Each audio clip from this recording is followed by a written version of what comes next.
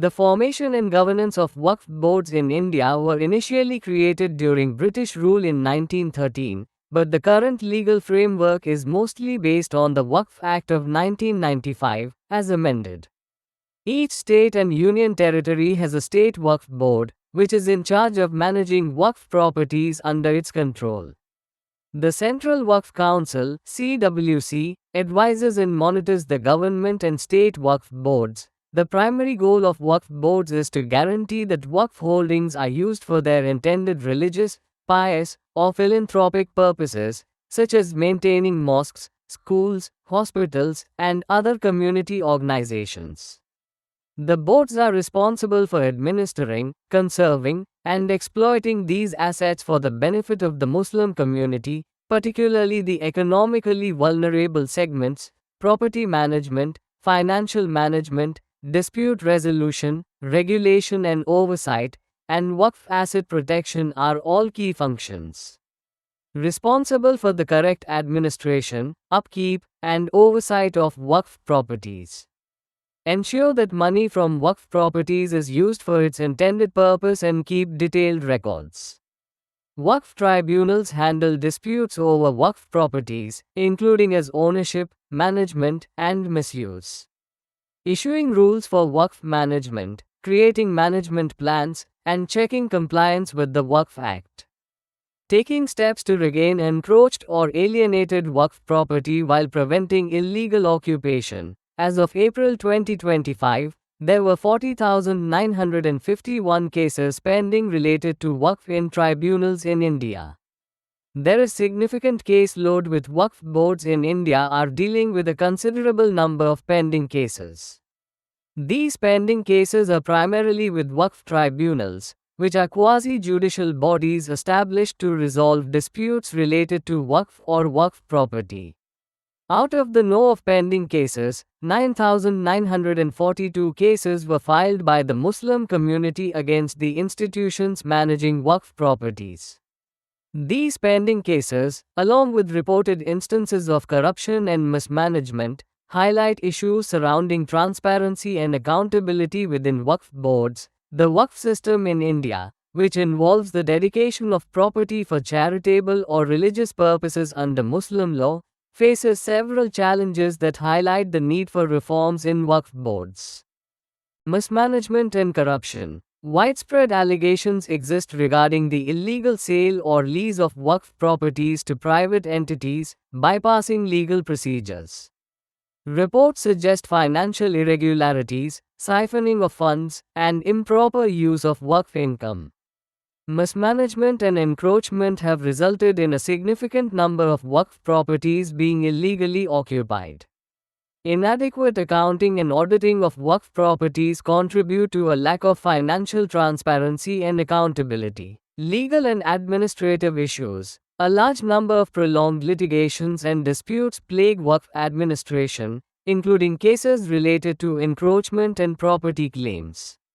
The previous system had shortcomings in the definition and registration process of Waqf properties, leading to ambiguities and disputes.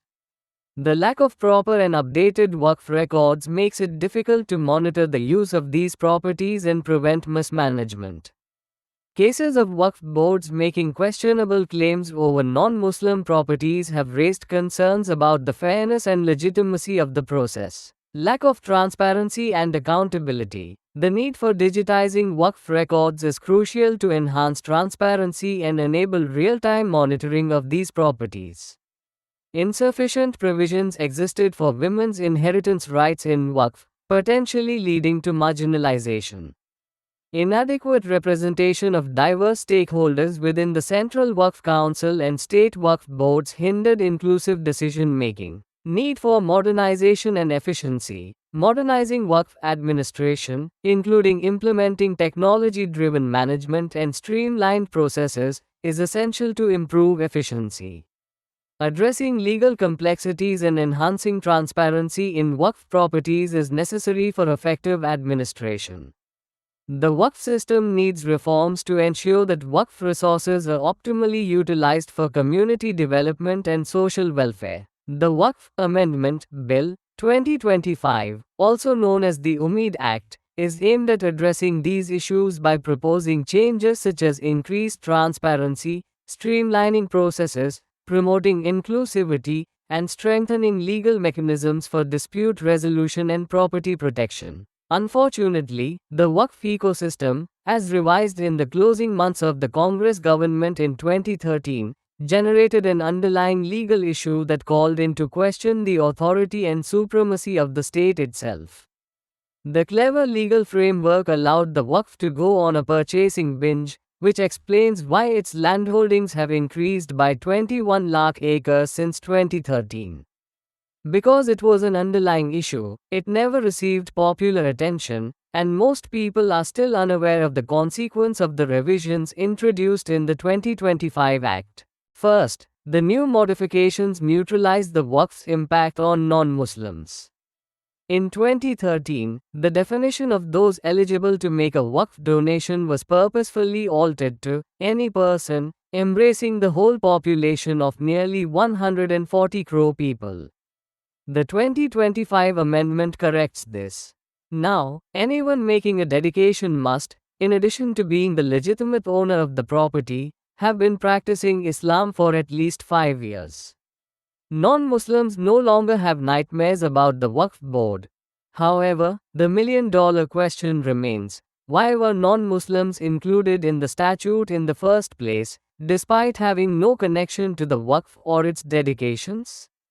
This is where controversial Section 40 comes into play. Section 40 of the 1995 Waqf Act authorized the Waqf to investigate any property they believed belonged to them. The term of belief was ambiguous, allowing the Waqf to claim any property as its own. Section 40 allowed them to claim villages, government buildings, and even prized properties in major cities. The 2025 changes completely remove Section 40, putting a stop to the dictatorial ambiguity in Waqf purchases. Another issue that has been severely diminished by the recent amendments is the concept of Waqf by user. The Waqf by user clause received legal recognition in the 1954 Act. Simply put, Waqf by user permitted the Waqf to claim any land or property that they believed had previously been dedicated to religious or charitable purposes, without the need for a deed or proof. Thus, without any paperwork and only through verbal dedication, the Waqf board might claim a property as its own under the pretext of Waqf by user. This issue is addressed with the 2025 amendment. For starters, the Waqf cannot claim any government properties, even those acquired retrospectively. For properties that have already been claimed without paperwork, the time for accountability has arrived. According to one of the clauses in the 2025 revisions, only properties registered before or on the date of the Act's beginning shall be accepted as Waqf by user assets. Given that 22 lakh acres of Waqf land are under Waqf by user, nearly 45% of Waqf properties, many people are still unable to finish the registration process with necessary documents. In 2013, the meaning of encroacher was modified to include the government. As a result, governments were expected to defer to Waqf boards when asked. The 3 lifelines granted to the Waqf, more on that later, enhanced its status, making the state subordinate to the Waqf boards.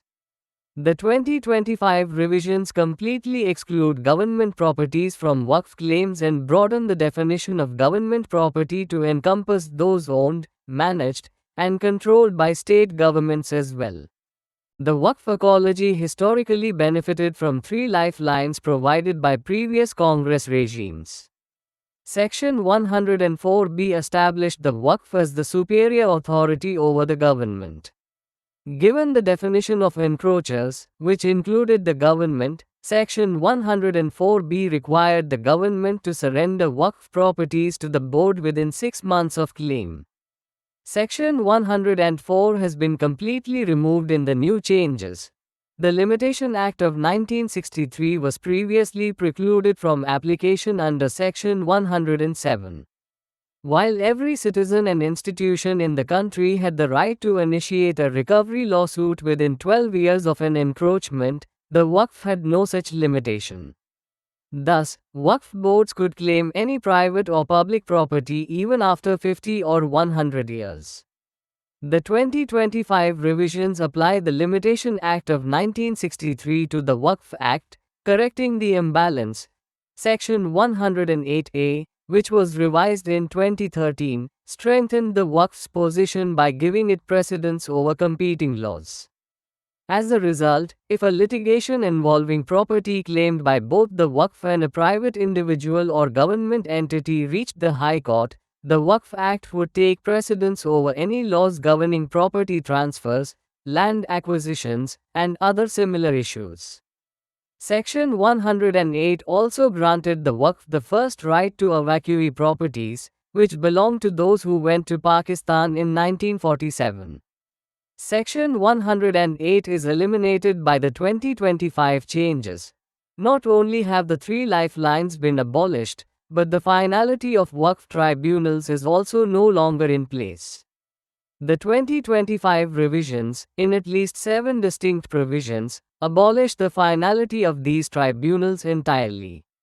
This modification allows citizens to approach the courts with stronger arguments because they no longer have to worry about sections 104, 107, or 108, or any of their provisions. The Waqf Amendment Act of 2025 must be thoroughly researched. Beyond the commotion and uproar, the issue is not religion, but rather a previously slanted legal structure in favor of one party. It is not about alienating people, but about correcting the historical wrongs of previous governments. Contrary to popular belief, the government does not intend to deconstruct waqfs or places of worship belonging to a certain religious community. Rather, it seeks to ensure that the laws give a level playing field for all. This is not about religion, but about regulating real estate, a reform that many Muslims support.